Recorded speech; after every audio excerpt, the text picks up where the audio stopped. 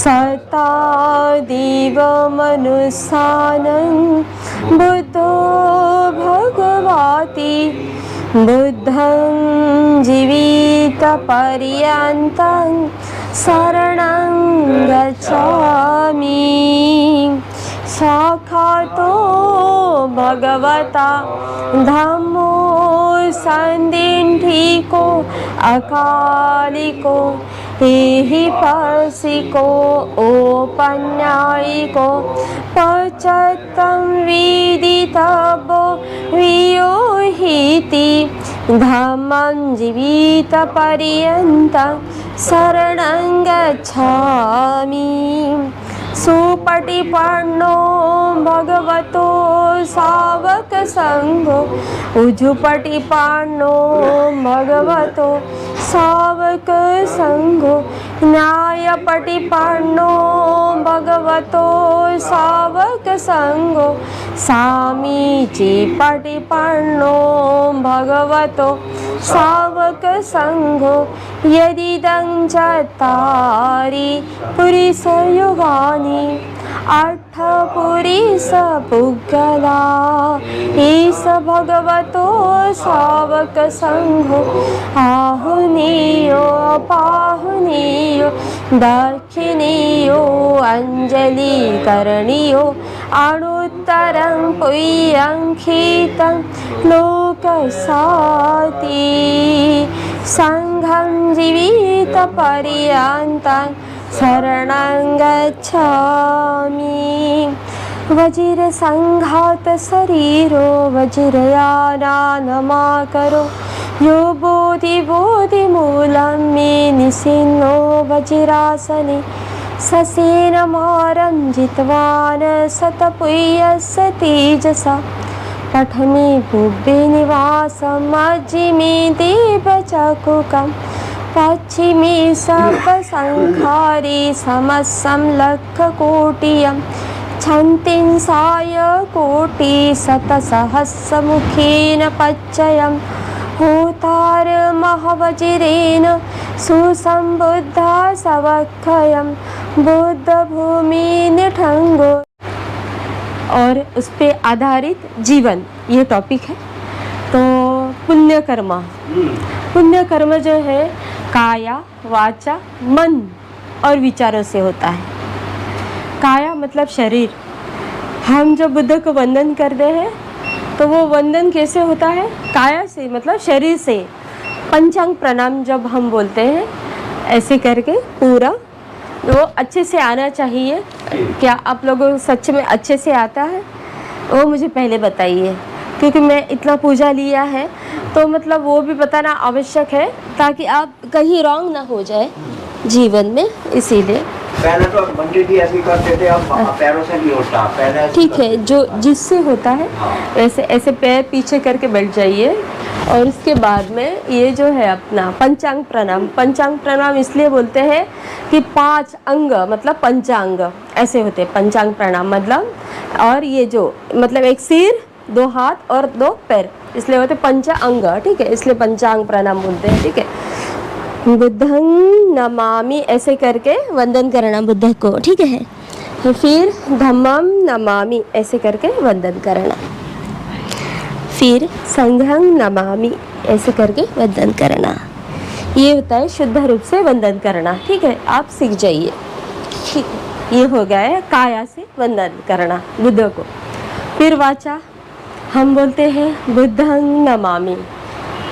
वाचा से उच्चारण होता है कि हमारा जो ब्रेन है ना वो सुन ले हमारी वाणी, क्योंकि हम ब्रेन जो है ना भटकता रहता है संसार में। संसार रूपी ब्रेन भटकता रहता है संसार में। उसको स्थिर करने के लिए वाचा की आवश्यकता होती है। इसलिए हमारी वाणी बुद्ध बोलते हैं शुद्ध रखी है। ये है बुद्ध वाणी। इसलिए बुद्धं नमामि जैसे ही बोला तो ब्रेन यहाँ पे कॉन्सेंट्रेट होता है वाणी पे। इसलिए काया वाचा आवश्यक है। फिर मन जो है ये संसार रूप में जब बहते रहता है उसको कंट्रोल करने के लिए काया वाचा और मन को सिर्फ कौन कंट्रोल करता है? बुद्ध वाणी और मन की शांति के लिए बुद्ध वंदना आवश्यक है। तभी हमारा मन जो भटकते रहता है इधर उधर, हम चले सबके साथ में तो वो चल जाता है, हम घूमे तो वो भी घूम जाता है। हम बोलेंगे हम तो यहाँ है, अभी मैं दिशा भूमि पे जाऊँ तो वो हमारे आगे पहले चला जाता है, वो बोलता है मन।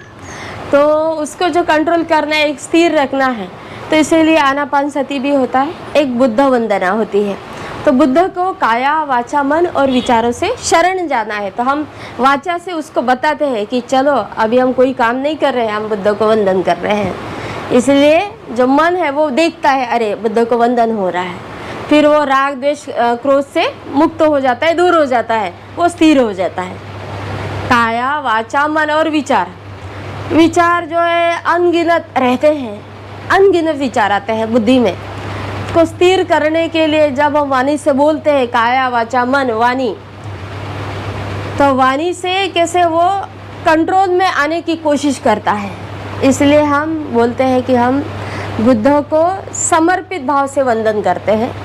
इसलिए बुद्धम नमामि ऐसे बोल के हम अपने जीवन को, अगर शरीर से कंट्रोल आए, मन से कंट्रोल हो जाए, वाणी से कंट्रोल हो जाए, विचारों से कंट्रोल हो जाए, तो यही समर्पित भाव फिर आ जाएगा। ऐसे ही नहीं आता है तो फिर हम बुद्ध को वंदन करते हैं, धम्म को वंदन करते हैं, संघ को वंदन करते हैं। ठीक है, ये होता है पंचांग प्रणाम। उसके बाद अभी है हमारा मन स्थिति।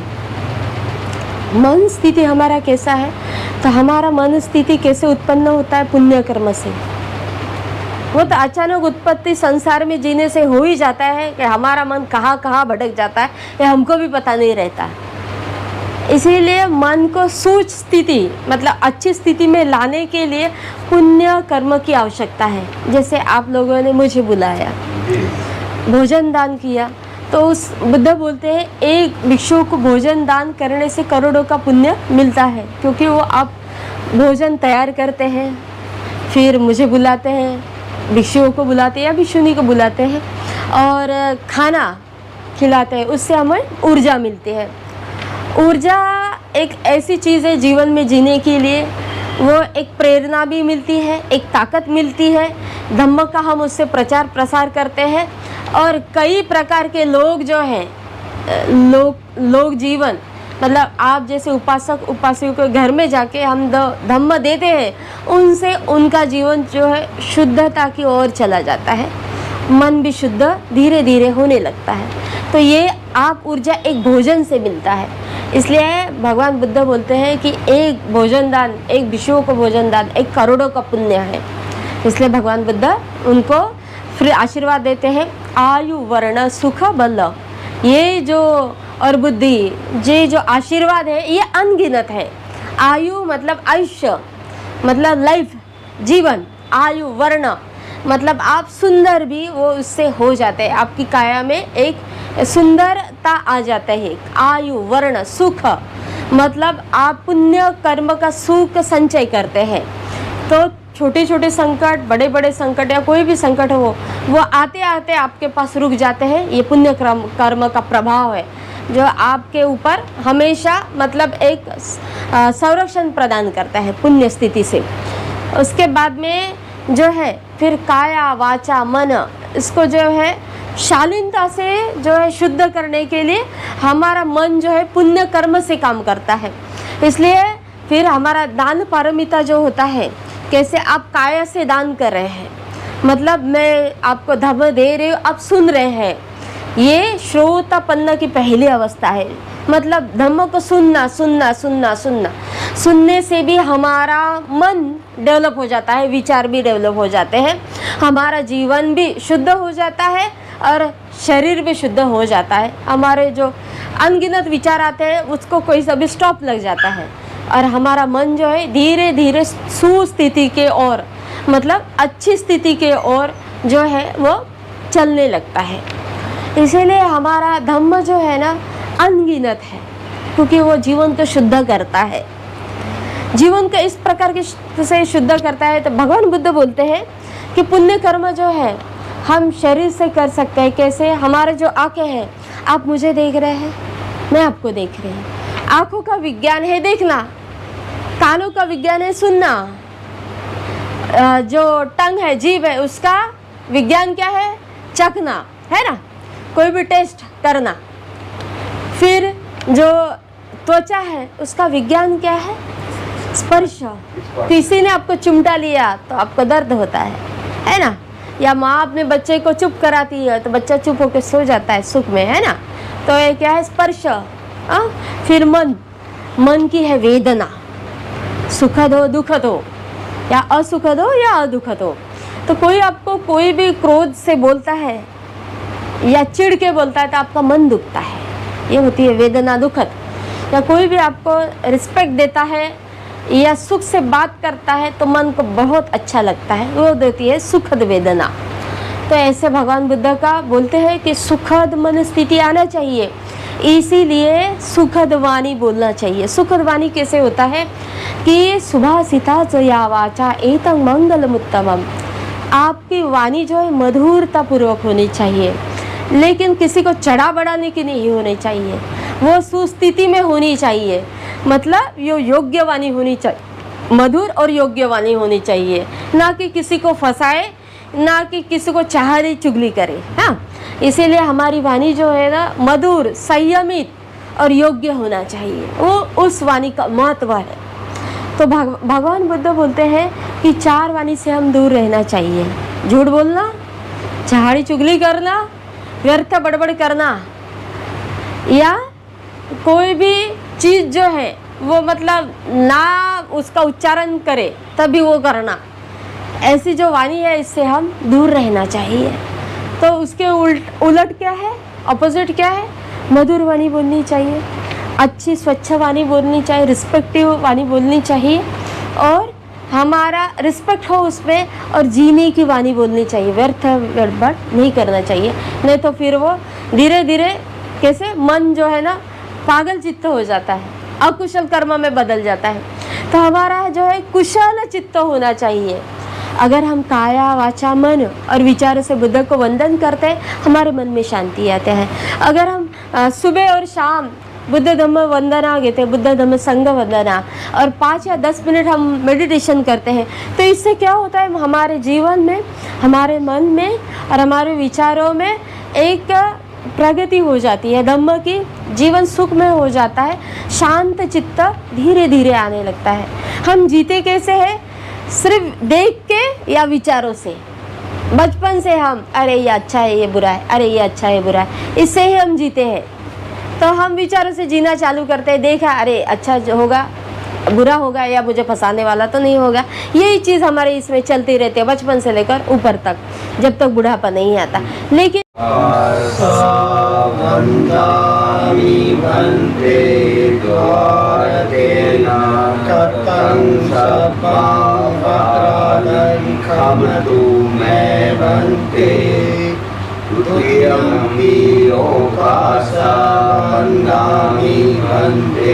द्वारदेन कतं शब्दं अपराधं खमतु मे बन्धे तत्यम्पि लोकासा वन्दामि वन्दन्ते द्वारदेन कतं शब्दं अपराधं खमतु मे बन्धे उकासहं बन्ते त्रिशरणं सहस्रशीलं धम्मं याचामि अनुव्रतत्वा शीलं दैवं वन्दे द्वितीयं योगासहं बन्ते त्रिशरणं सहस्रशीलं धम्मं याचामि अनुव्रतत्वा शीलं अप्रमे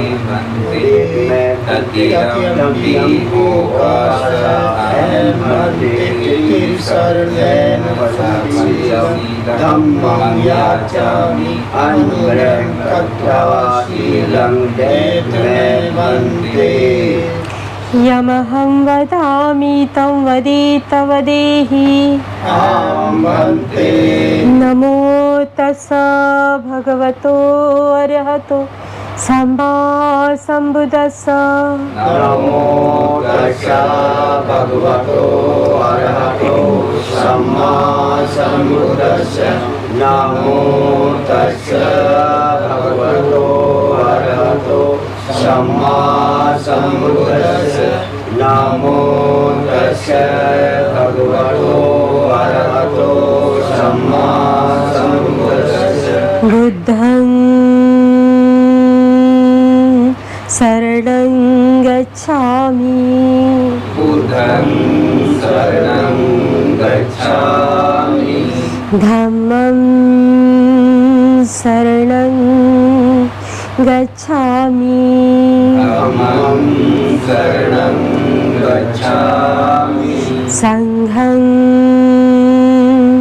शरणं गच्छामि संघं शरणं गच्छामि द्वितीयंपि बुद्धं शरणं गच्छामि द्वितीयंपि बुद्धं शरणं गच्छामि द्वितीयंपि धम्मं शरणं गच्छामि द्वितीयंपि धम्मं शरणं गच्छामि द्वितीयंपि संघं शरणं गच्छामि द्वितीयंपि संघं शरणं गच्छामि तृतीयंपि बुद्धं शरणं गच्छामि तृतीयंपि बुद्धं शरणं गच्छामि तृतीयंपि धम्मं शरणं गच्छामि तृतीयंपि धम्मं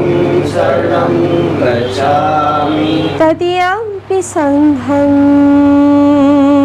शरणं गच्छामि तृतीयंपि संघं शरणं गच्छामि पानातिपाता वीरमणि सिक्खापदं समाधियामि पाणातिपाता वेरमणि सिक्खापदं समाधियामि अदिन्नदाना वीरमणि सिक्खापदं समाधियामि अदिन्नदाना वेरमणि सिक्खापदं समाधियामि कामेषु मिच्छाचारा वीरमणि सिक्खापदं समाधियामि कामेषु मिच्छाचारा वेरमणि सिक्खापदं समाधियामि मुसावादा वीरमणि सिक्खापदं समाधियामि मुसावादा वेरमणि सिक्खापदं समाधियामि सूरामीरय मज्जपमादठाना वीरमणि सिक्खापदं समाधियामि सुरामेरय मज्जपमादठाना वेरमणि सिक्खापदं समाधियामि तिसरणेन सह पञ्चशीलं धम्मं साधुकं सुरक्षित्वं कृत्वा अपमादेन सम्पादेथ वन्दे साधु साधु साधु बुद्धं नमामि बुद्धं नमामि धम्मं नमामि धम्मं नमामि संघं नमामि संघं नमामि साधु अनुमोदामि। कोई अगरबत्ती मेणबत्ती लगा ले लीजिए हाँ जब भी यहाँ पे। बिल्कुल लगा दे लेकिन लगाइए ये बंद कर दे फैन दो हाँ थोड़ा सा हल्का हल्का फैन ये कर लीजिए तेरा पंखा तो चलाना हाँ शिशुं तीजनापि सूरामहन्तावित शारदा हीतं देवमनुस्सानं यं नमस्सन्ति गौतमं विद्याचरणसम्पन्नं महन्तवित्तशारदं विद्याचरणसम्पन्नं बुद्धं वन्दाम गौतमन्ति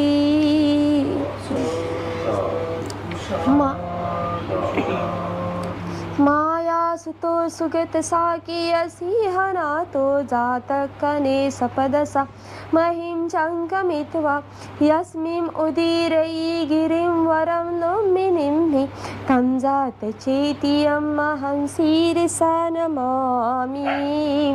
यस्मिन् निसज्ज वज्रासनबन्धनेन जित्वा सवासनकिलेशबलं मुनिन्दो सम्बोध्यानमवगामविहासि सम्मा तं बोधिचेतियमहं शिरसा नमामि।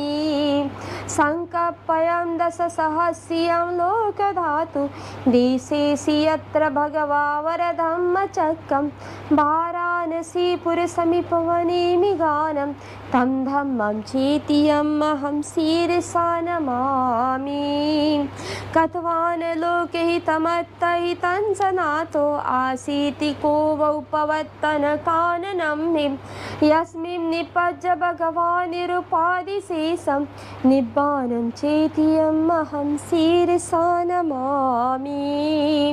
समत्तं बुद्धकिच्चोऽसौ कुशिनारायणनिर्भूतो धातुभेदमभेदं च अधिष्ठाय महादयो उन्नीसं चतुरोदाठा अक्खक्वादेश सत्तिमा असंभिन्ना च तासब्बा शेषा भिन्ना च धातुयो भिन्नमुग्गपमाना च भिन्नतण्डुलसन्निभा महन्ता मध्यमा चैव खुद्दिका सासपूपमा महन्ता सुवर्णवर्णा च मध्यमा मुत्तिकपभा खुद्दिका कुन्दवर्णा च सब्बा वन्दामि धातुयो महन्ता पच्चनाली च मध्यमा पच्चनाली च छनाली खुद्दिका चैव सब्बा वन्दामि धातुयो अट्ठदोनं चकुमतो शरीरे सप्तदोनं जम्बुदीपे महेन्ति एकं च दोनपुरीशवरोत्तमस्य रामगामी नागराजा महेन्ति एका हि दाटति दिवे हि पूजिता एकापनं गन्धारपुरे महीयति कलिङ्गरयो विजिते पुरेकम् एकं पुनः नागराजा महेन्ति तस्यैव तेजेन अयं वसुन्धरा आयागसिट्टे हि मही अलङ्कता एवम् इमं चकुमतो शरीरं सुसक्कतं सक्कते हि देवेन्द्र नागेन्द्र नरेन्द्र पूजितो मनुष्यसिट्टे हि तथैव पूजितो तं वन्दाम पज्जलिका भवित्वा बुद्धो हवे कप्पसते हि दुर्लभो। यो धम्मसेनापति सुपूजितो पय्याय पारमीगतो गम्भीरपय्यो मेधावी मग्गमग्गस्य कोविदो तं वितरागं सुसमाहितेन्द्रियं वन्दामि परिनिभृतं सारिपुत्तं। यो महानुभावो छलभीयो इद्या पारमीगतो सो विकुब्बनासु कुशलो वशीभूतो महेद्धिया तं वितरागं सुसमाहितेन्द्रियं वन्दामि परिनिभृतं मोघलानं। यो दायादो बुद्धसिद्धस्य विशिष्टो दुतगुणे मुनि उपसन्तो उपरतो वन्तसेना सरो विदु तं वितरागं सुसमाहितेन्द्रियं वन्दामि परिनिभृतं महाकश्यपम्। यो चित्तकति धम्मधरो सतीमतो गतिदितिमतो सुगतस्य कोसारको पूजनीयो बहुसुतो तं वितरागं सुसमाहितेन्द्रियं वन्दामि परिनिभृतानन्दतीरम्। यो च पुब्बेपमजित्वा अङ्गुलिमालोति विश्रुतो अपमादं समादाय विततन्नो सुसंवृतो तं कारुणिकं सुसमाहितेन्द्रियं वन्दामि परिनिभृतम् अङ्गुलिमालम्।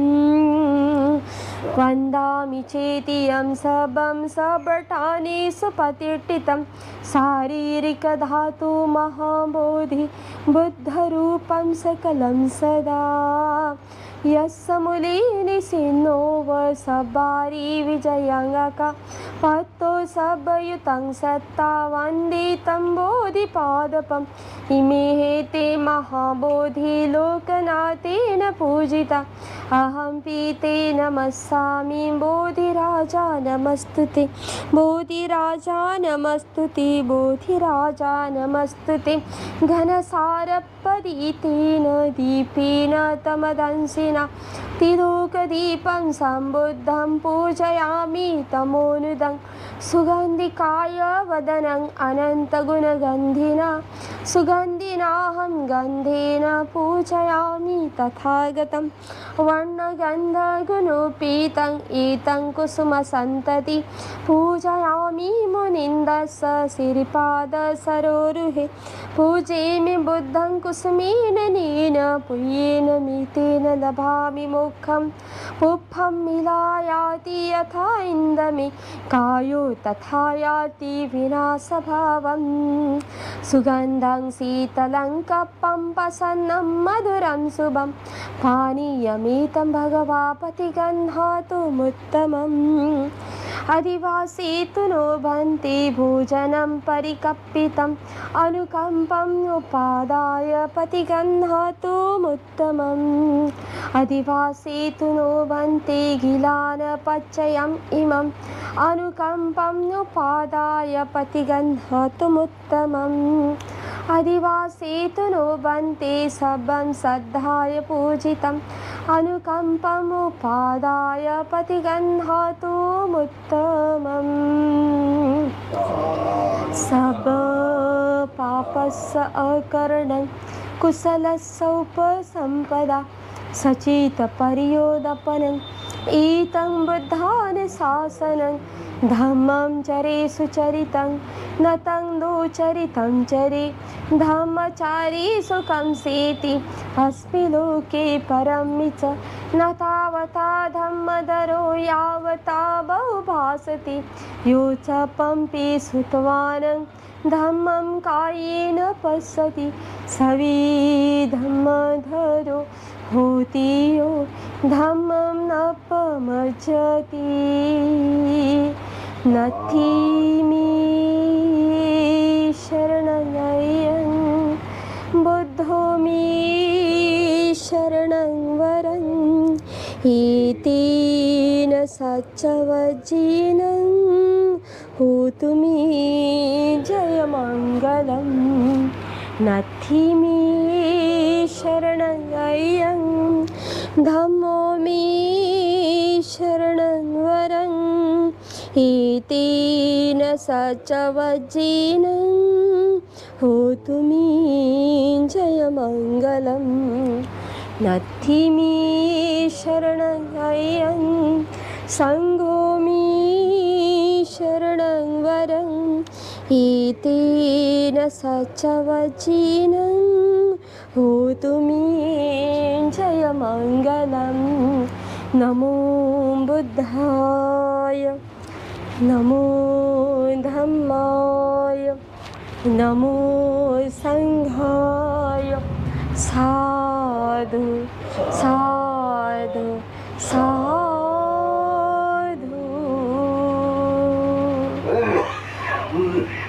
बुद्धं नमामि वंदन करो बुद्ध को धम्मं नमामि